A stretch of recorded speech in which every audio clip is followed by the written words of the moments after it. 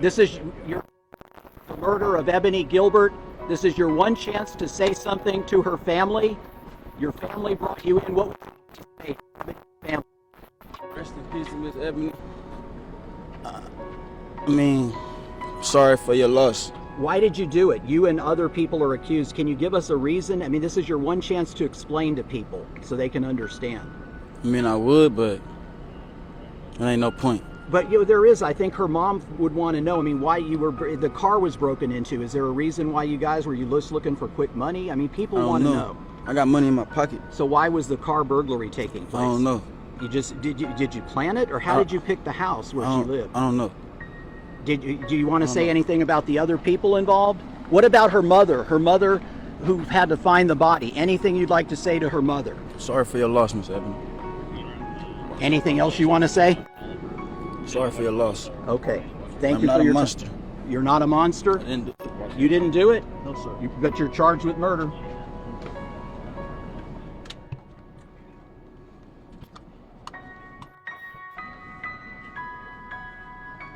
She stepped outside to confront car burglars in her own driveway.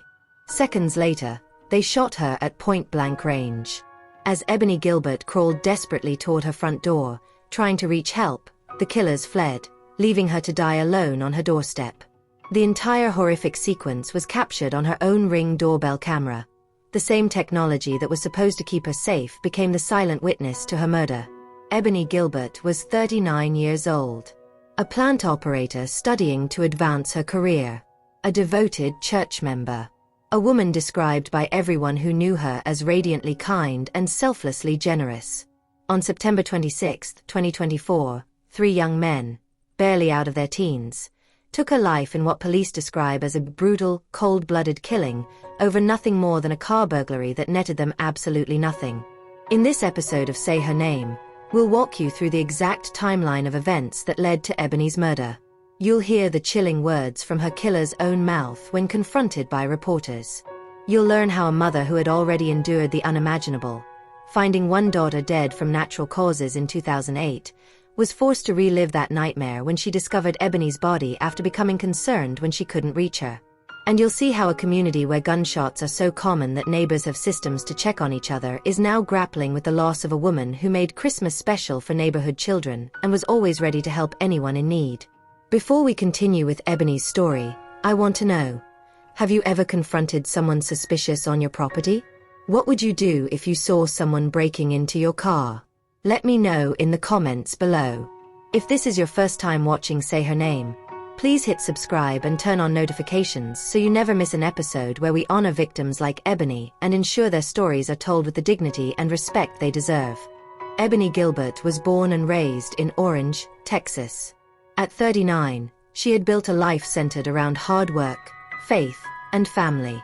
She worked as a plant operator in Orange and was actively studying to advance her career, a testament to her determination and work ethic. Those who knew Ebonie describe a woman whose smile could light up a room. Her cousin, Jamie Shankle, shared with local news station 12 News how special Ebonie was. She wasn't loud, or outspoken or whatever, but you knew her. When we was in a room together you knew it was her just by the way she graced herself, way she smiled, the way she talked to people. She was so kind it was just amazing to watch sometimes. In 2008, Ebonie experienced a profound loss when her sister passed away from a heart attack. In the aftermath of that tragedy, Ebonie stepped up to help raise her nephew. Pretty much she took a part in helping raising her nephew, so that was all the kids she needed really, Shankle explained. This act of love and responsibility was characteristic of how Ebonie lived her life, always putting others first and stepping up when needed. Ebonie was an active and devoted member of New Day Deliverance Wholeness Church in Beaumont. Bishop Eldridge Sh0t remembered her as a sweet, wonderful person and working in ministry, doing whatever she can do in the service of the Lord. Her impact extended beyond church walls and into her neighborhood on Bennett Road. Neighbor Tyson Henry recalled, "She was a very good person. She made Christmas for my kids last year, and anything we needed she tried to help us out with." Another neighbor, Victoria Lomax, shared how Ebonie would help with her children. "She was a very sweet woman. I love her. My kids love her. Like if I'm not at home, she'll get them off the bus for me. These small acts of kindness, making Christmas special for neighborhood children, helping busy parents by watching out for their kids, paint a picture of a woman whose generosity was woven into the fabric of her daily life. Ebonie loved travel and fashion. She took pride in her appearance and her home. She worked hard for everything she had, as her cousin noted. The fact that they shot her for defending her property, that wasn't right. She worked hard as a plant supervisor to earn her lifestyle. In a statement released after her death, Ebonie's family described her as a beautiful flower that was plucked away from us far too soon. Thankfully, her blooms have been spread to everyone she has encountered. If you have been around Ebonie, you likely experienced her radiant, joyful, and caring personality. She was a Christian, daughter, sister, aunt, niece, friend, and co-worker. She was an intelligent leader that did not mind working hard and furthering her education to earn a good living. This was Ebonie Gilbert, a woman of faith, family, hard work, and boundless kindness. A woman whose life was cut tragically short in an act of senseless violence. Jordan, neighbors tell me, had they known their beloved neighbor, Ebonie Gilbert, had been shot and killed last week, they would have called 911. Hurting. I haven't been able to sleep because, it was just right there by my window and didn't know that it was my neighbor. Victoria Lomax is still trying to make sense of the murder of her neighbor, Ebonie Gilbert. She was a very sweet woman. I love her, my kids love her. Like if I'm not at home, she'll get them off the bus for me. Lomax says she heard loud gunshots back to back the night of September 26th. I heard about like 6, and I got my kids and we got on the floor. Cause I'm thinking it was just somebody driving by. It was so close, it was so loud. I was so scared. She says she stayed glued to the floor for 10 minutes. Lomax's mother, who is visiting, says she now worries for her family's safety. I never had no reason to be afraid for my daughter and my grandkids. But now, you just got to keep eyes and be aware of all things. After living on Bennett Road for 9 years, Lomax is considering leaving. I'm ready to move. Lomax says the gunshots are so frequent that she and Ebonie had a system. They would check in on each other every time they heard gunshots nearby. Asked her, you heard that? She said, yes. This particular time, she didn't call. Beaumont police say they know the community is shaken up over the murder. Was going out to protect her property and was killed in cold blood. It is absolutely horrific, and it sends shockwaves through the community because it is everyone's worst fear. A true innocent victim. And if you ever witness a crime, they urge you to call 911. To never put yourself in harm's way, to intervene in a crime being committed against property. Property is never worth a lot. She was a very good person. She made Christmas for my kids last year, and anything we need, she tried to help us out with. Family members say Ebonie's mom hadn't heard from her, so she went over to Ebonie's home on Bennett Road Friday afternoon and saw something no mother should ever have to endure: her daughter's body. An unspeakable tragedy, one her mom has now been through twice. In 2008, she went to check on her other daughter in Orange and found her body. She had died from a heart attack. Neighbors now shaken by Ebonie's killing. My wife told me that she heard gunshots and she got the kids and put them on the floor and didn't realize that it was right next door. Her final moments in life, Thursday night, captured on Ring doorbell camera video. Images of suspects police say were responsible for her death, burglarizing her car, shooting her when she walked outside to see what was happening. Police say Ebonie tried to get back inside her home, but collapsed, unable to make it that far. It's really scary because, it's like right in our back door. We always hear gunshots and everything, but to know someone got killed over something so senseless, it just breaks my heart. The timeline of Ebonie's final hours begins on Thursday, September 26, 2024, at approximately 8 p.m. According to the timestamp on her Ring doorbell camera, this is when 3 young men, Corey Sh0t, Javonta Turner, and Tydrick Davis, began burglarizing her car in her driveway. When Ebonie stepped outside to investigate the disturbance, the confrontation turned deadly in seconds. The ring footage captured one of the men, later identified as Sh0t, shooting her at close range. As the assailants fled, the wounded Ebonie can be seen on the video struggling to crawl back toward her home, desperately trying to reach help. She never made it inside. That night, Lomax heard the gunshots that took Ebonie's life. I heard about like 6 and I got my kids and we got on the floor. 'Cause I'm thinking it was just somebody driving by 'cause it was so close. It was so loud. I was so scared, she recalled. Lomax and her children stayed on the floor for about 10 minutes out of fear. But because gunshots were so common in the area, neither she nor other neighbors called the police. Ebonie's body wasn't discovered until the following day, Friday, September 27th, at approximately 3 p.m. When Ebonie's mother couldn't reach her daughter by phone, she went to check on her. What she found was every mother's worst nightmare. In a cruel twist of fate, this wasn't the first time Ebonie's mother had experienced such trauma.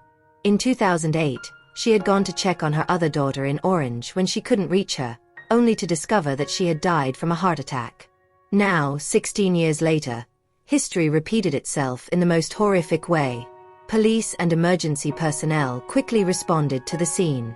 Crime scene investigators found multiple shell casings and began processing evidence.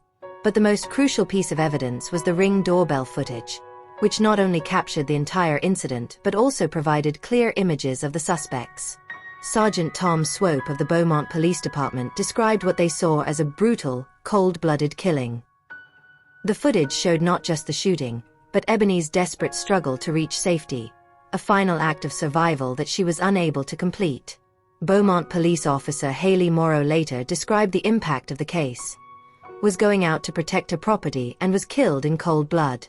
It is absolutely horrific, and it sends shockwaves through the community because it is everyone's worst fear. A true innocent victim. As news of Ebonie's murder spread through the tight-knit community, neighbors were left shaken and afraid. It's really scary, because it's like right in our back door, said neighbor Shauna Trent. We always hear gunshots and everything, but to know someone got killed over something so senseless just breaks my heart. For Victoria Lomax, who had relied on Ebonie to help with her children, the loss was personal and profound. After living on Bennett Road for nearly a decade, she told reporters she was now ready to move. Home security cameras are becoming increasingly common, but as we've seen in Ebonie's case, they don't always prevent tragedy. Do you have security cameras at your home? Have they ever captured something unexpected or concerning? Share your experiences in the comments. If Ebonie's story is impacting you, please take a moment to like this video and share it to spread awareness about her case and honor her memory. Your engagement helps ensure that victims like Ebonie are not forgotten. Police telling KFDM 6 News they are leaving no stone unturned in their search for cold-blooded killers who took the life of a young woman, cherished by her mother, her large family, and a wide circle of friends.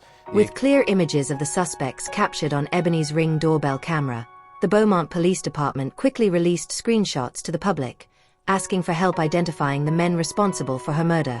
We need the public's assistance identifying these killers, BPD stated in their release. The community response was swift. According to Officer Haley Morrow, the community really stepped up in a big way to send information through Crime Stoppers once we were able to put out suspect photos. We received a lot of tips.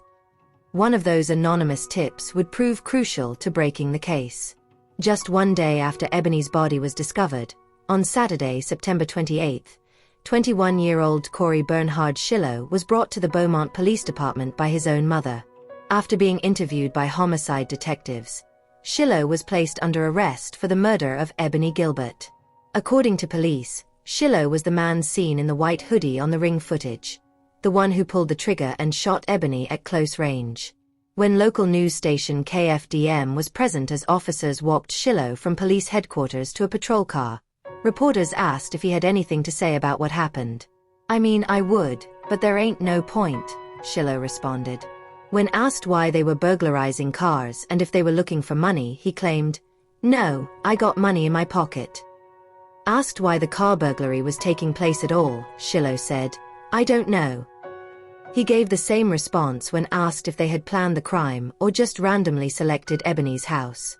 When asked if he had anything to say to Ebonie's mother, who had found her daughter's body, Sh0t said, "Sorry for your loss, Miss Ebonie." As he was being placed in the police car, he added, "I'm not a punk. I'm not a monster." The investigation continued to move quickly. On Sunday, September 29th, police executed a search warrant at a residence in the 4000 block of Maida Road, where they arrested 21-year-old Sh0t Turner, the second suspect in Ebonie's murder. During the search, detectives recovered the clothing that Sh0t had been wearing during the homicide, which he had given to Turner to conceal. They also found police body armor that had been stolen during a previous automobile burglary.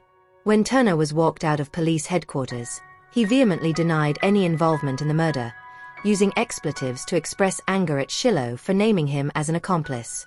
"Nah, I've got nothing to do with this man," Turner told reporters when asked if he was involved. When asked if he had anything to say to Ebonie's family, Turner replied, "No, I've got something to say to my family though. I apologize for putting them through this bull's tea. I'm done talking." During the search at Turner's residence, police also arrested 40-year-old Ricky Turner, Sh0t's brother, for hindering apprehension of a fugitive and possession of body armor by a felon. According to court documents, Ricky Turner had repeatedly told officers that his brother wasn't at the home despite knowing he had an active warrant. The final arrest came on Monday, September 30th, when 20-year-old Tydrick Jammer Davis was taken into custody by the U.S. Marshal Task Force on a murder warrant connected to Ebonie's case. Today, police arrested a third suspect in her murder. Our 12 News cameras were rolling as Tydrick Davis was hauled off to the Jefferson County Jail. Take a listen. What do you have to say? I spoke with the family. They're devastated. Someone died. I mean, I don't know her. But I say R.I.P. like rest in peace, lady. What do you have to Davis joins the growing list of suspects. Police have also arrested Sh0t Turner and DeCorey Shiloh for her murder. In Texas, capital murder is the most serious homicide charge and can carry the death penalty or life imprisonment without the possibility of parole. A murder can be elevated to capital murder under specific circumstances, including when it occurs during the commission of another felony, such as burglary. All three suspects remained in the Jefferson County Correctional Facility following their indictments, unable to post their substantial bonds. $750,000 for Sh0t and $800,000 each for Turner and Davis. The legal process for capital murder cases in Texas typically involves multiple pre-trial hearings, extensive discovery, and potentially years before reaching trial. If convicted of capital murder, the defendants could face either the death penalty or life imprisonment without the possibility of parole, depending on whether prosecutors choose to pursue capital punishment. As of the time of this recording, all three men remain in custody awaiting their next court appearances. The case represents the 13th murder in Beaumont for the year 2024, according to local reports. For Ebonie's family, the indictments mark an important step toward justice, but no legal outcome can bring back the woman they loved or erase the trauma of her violent death. The senseless nature of this crime raises important questions about youth violence in our communities. What do you think drives young people to commit such violent acts? What solutions might help prevent these tragedies? Share your thoughts below. If you appreciate our commitment to telling victims' stories with dignity and respect, please consider subscribing and hitting the notification bell. Your support allows us to continue saying the names of those whose lives were cut short by violence. On the last Sunday morning of September 2024, the congregation of New Day Deliverance Holiness Church in Beaumont gathered to honor the life of Ebonie Gilbert. The brief, 10-minute memorial service was a testament to the impact she had on her church community. Ebonie Gilbert's life mattered. She was a daughter, a friend, a neighbor, and a pillar of her community. Today, we say her name to ensure she is not forgotten. Her cousin Jamie described watching Ebonie interact with others as amazing, her kindness and grace leaving an impression on everyone she met. Her neighbor remembered how she made Christmas for his children. Her church bishop recalled her constant willingness to serve others. These are the legacies that violence tries to erase, but that we refuse to let disappear. If this story moved you, please take a moment to like, comment, and share this video. Your engagement helps us continue telling these important stories and ensures that victims like Ebonie are remembered not just for how they died, but for how they lived. Subscribe to Say Her Name for more stories that demand to be told, and hit the notification bell so you never miss an episode. Thank you for watching, and remember, every victim has a name, a story, and deserves justice. Ebonie Gilbert deserves to be remembered.